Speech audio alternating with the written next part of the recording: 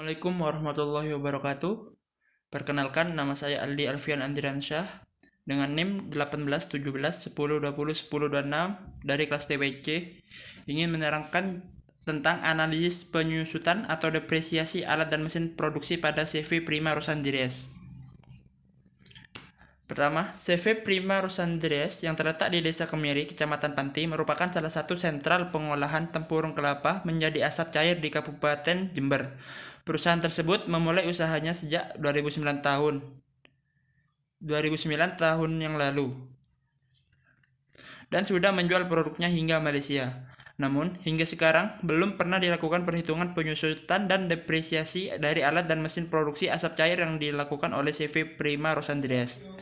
Untuk itu, dibutuhkan metode perhitungan penyusutan aktiva tetap pada CV Prima Rosandires.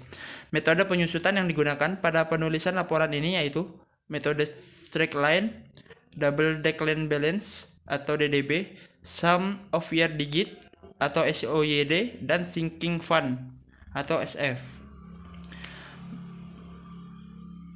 Untuk metode-metode penyusutannya yaitu straight line atau SL. Penyusutan secara garis lurus merupakan metode pembebanan atau alokasi sistematis dari biaya perolehan harga beli aset tetap menjadi beban penyusutan dalam laporan rugi laba secara konstan atau tetap selama umur manfaat aset tetap tersebut.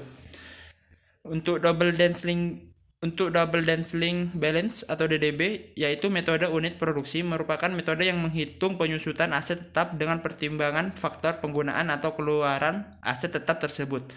Metode ini menghasilkan suatu beban penyusutan periodik yang menurun selama estimasi umur ekonomis aset.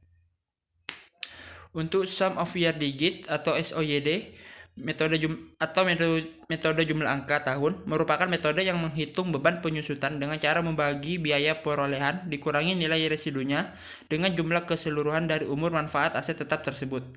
Metode ini menghasilkan beban penyusutan yang menurun setiap tahun berikutnya. Dan yang terakhir yaitu sinking fund atau SF. Dalam metode ini, penyusutan dianggap sebagai kenaikan mulai dari dana dikumpulkan untuk penggantian aktiva, yang di sini diasumsikan penyusutan merupakan dana yang dikumpulkan untuk mengganti aktiva itu pada akhir umur ekonominya. Analisis depresiasi alat pembuatan asap cair. Pada alat pembuat asap cair atau pirolisis, harga beli yaitu sebesar 25 juta rupiah dan harga akhir 10% dari harga awal beli mesin tersebut yaitu 2.500.000 rupiah. Harga akhir yang dimiliki oleh alat pembuat asap cair ini ditinjau melalui umur ekonomis yang terdapat pada alat tersebut.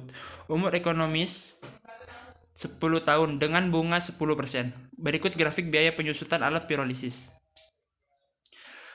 Berdasarkan grafik, diperoleh nilai penyusutan alat pembuat asap cair menggunakan metode straight line, double densling balance, sum of year digit, dan sinking fund.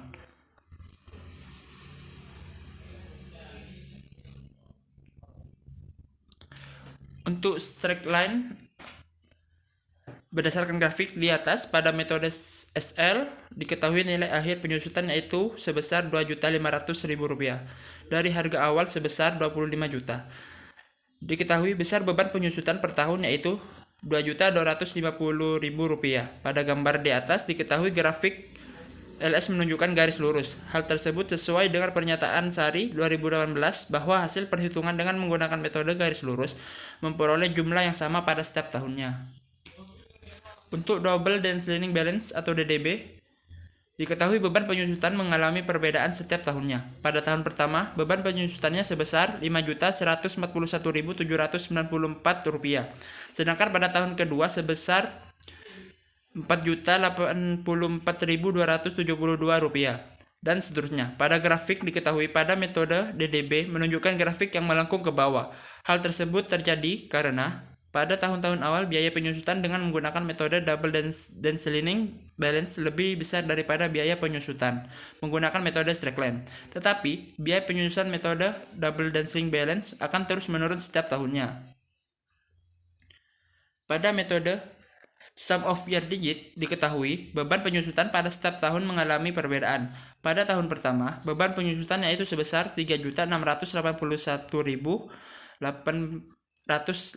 rupiah. Sedangkan pada tahun kedua yaitu sebesar 3.200.727 dan tahun-tahun berikutnya dan seterusnya. Pada grafik dapat dilihat metode SYOD menunjukkan grafik yang melengkung ke bawah. Hal tersebut terjadi karena pada metode SYOD besar depresiasi tiap tahun lebih besar pada tahun-tahun awal dan semakin kecil untuk tahun-tahun berikutnya.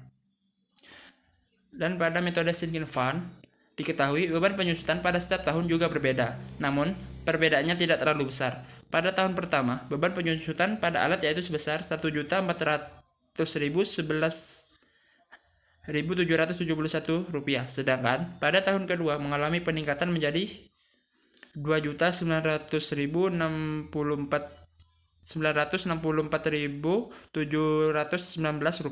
Hal tersebut terjadi pada tahun-tahun berikutnya. Pada grafik diketahui metode SF menunjukkan grafik yang melengkung ke atas. Hal tersebut terjadi karena metode sinking fund merupakan metode yang biasa digunakan untuk menghitung pajak, seperti metode garis lurus.